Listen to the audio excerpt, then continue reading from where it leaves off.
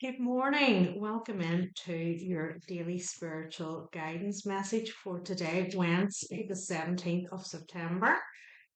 Uh, I'll be releasing some more zodiac sign readings today. So, if that's something you're interested in, if you want to hit the subscribe button and press the bell, you'll be notified then when those get uploaded.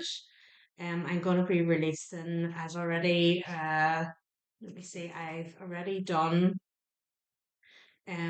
some on Monday and Tuesday, so I'm releasing some more today and I will throughout the week. So if it's something you're interested in, definitely hit the subscribe and the bell and you'll know when I upload those. So let's see what the energy is today. Bearing in mind that we have a new moon coming in now on the 21st, 22nd, depending on where you are in the world. So we're definitely feeling that energy this week. It's already coming into play. So willpower, we're already starting to feel that starting to come. It's been quite a heavy month, really, September, with the full moon at the start of the month in Pisces. Career.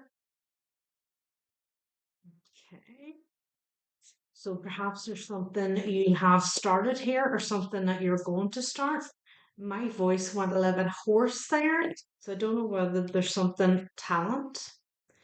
I don't know whether there's something there that involves you speaking or speaking up here. And it's sort of that clear your throat and be heard kind of feeling here. So whether that new moon energy is bringing this in for you, home, willpower, career, talent, and home. Wow. Transformation. There's definitely something that if you haven't already started it, you're going to be starting something here. Feels very much work related. It feels that it's something that's just travel is here as well. It's going to really cause an upheaval in how you do things in a good way. So if you sort of always felt stuck and not able to kind of, it's just been the same old thing. There's whatever you're starting here now, or going to already started or going to start, is going to transform that. And it's actually going to broaden your horizons here by the looks of things.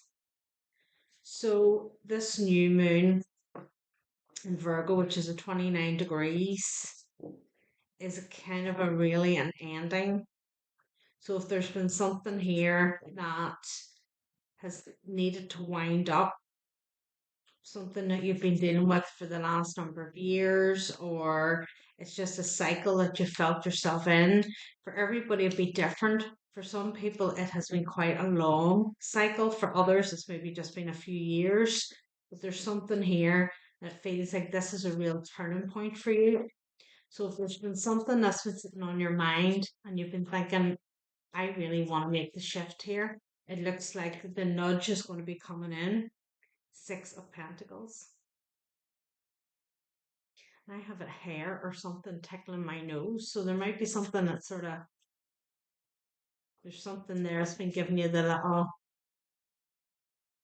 sort of bit of a nudge there. Justice. Sort of maybe feeling here that things have never always been a 50-50 scenario here. It's always kind of felt like you've maybe had to give a little bit more, or you just haven't been as in control of things as what you'd like to have been. King of Pentacles. Feeling here maybe that, wanting a little bit more freedom perhaps. Wanting to be able to, this travel card, it's like we haven't had that sort of opening to us before. There's your transformation card.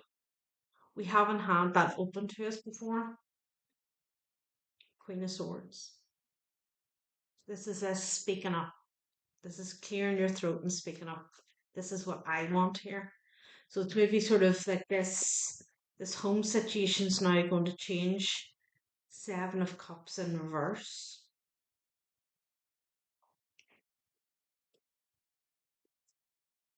Empress here. So it's stepping into this Empress. It's sort of this feeling now of there's been a lot of things maybe floating about in your head of what you want to do and not sure how to go about it, and is this right, is this wrong, a lot of questions, and now we're getting more clear direction here of where we want to go. Wheel of Fortune. Fated to happen. This is the destined change in your life, Tar. So,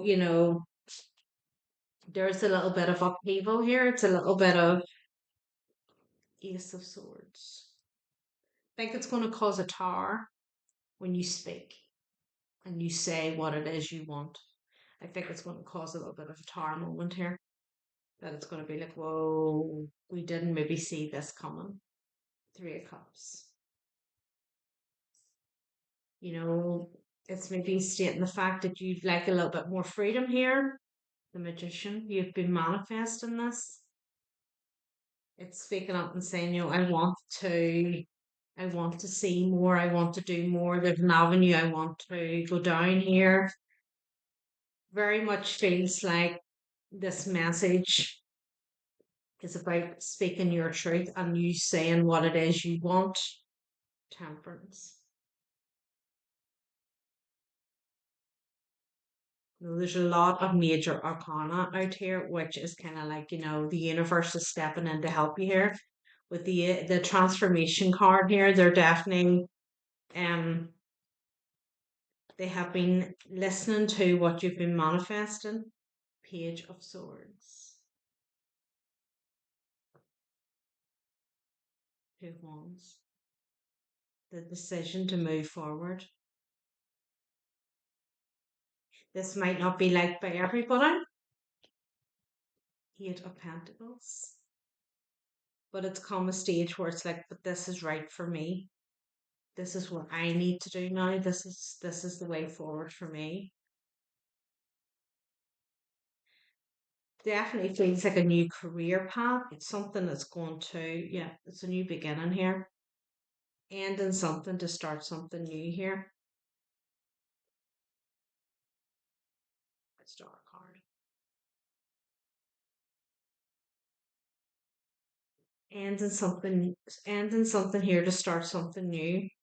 Definitely feel it by, if it's not already in play for you, definitely by the end of this month, there's going to be a shift once this new moon comes into play, the sun.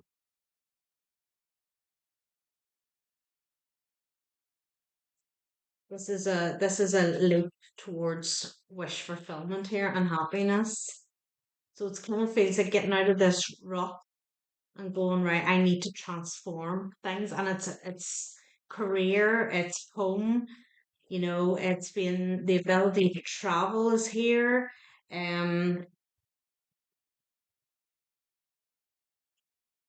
There's talent here too, so there's something that you're very good at. Knight of Cups. There's definitely something that you have to offer. The Hierophant. Something you have to offer the world here that's going to be really well received. So there's been a bit of back and forth about it. Should I, shouldn't I? In your own head here. Overthinking it.